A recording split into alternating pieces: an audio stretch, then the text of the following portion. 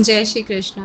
તુલસી ક્યારુમાં આજે આપણે સાંભળશું શ્રી દામોદરદાસ સાંભરવાળાની કથાનો ભાગ 9 અને 10.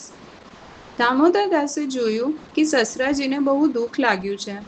ભલે એની દીકરીને આગ્રહ ન હોય તો મારે શા માટે એની પાસે જળ ભરાવવું? એટલી સેવા તો મને વધારે મળશે.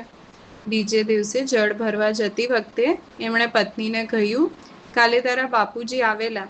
એ કહી ગયા છે કે મારી દીકરી પાસે પાણી ન ભરાવશો તો તું જળ ભરવા આવીશ નહીં, સમજી?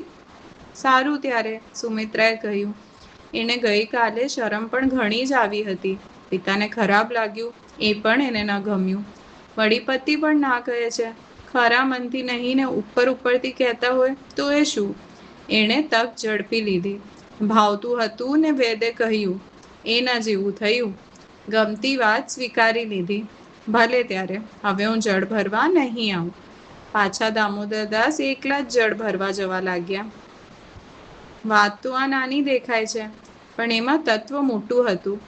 પત્નીને લોકકાનીનો આશ્રય લાગ્યો. અન્યાશ્રય પ્રભુને ઘણો અપ્રિય છે. એના ભાવમાં એક મોટી ક્ષતિ આવી ગઈ. દામોદરદાસનો નિર્મળ ભાવ છે. પતિ પત્ની હળી મળીને પ્રભુની સુખપૂર્વક સેવા કરે છે. સુમિત્રાને બધી વાતે સંતોષ છે, પણ એક વાતનો અસંતોષ.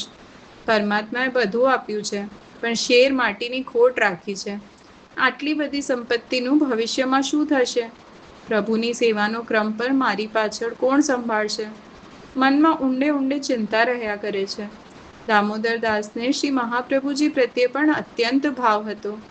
એકવાર આગ્રહ કરીને આપશ્રીને કન્નૌજ પોતાના ઘરમાં પધરાવ્યા. ખૂબ જ પ્રીતિપૂર્વક સેવા ટહેલ કરે છે. એમના સેવા અને ભાવ જોઈને આપશ્રી ઘણા પ્રસન્ન છે. જય શ્રી કૃષ્ણ.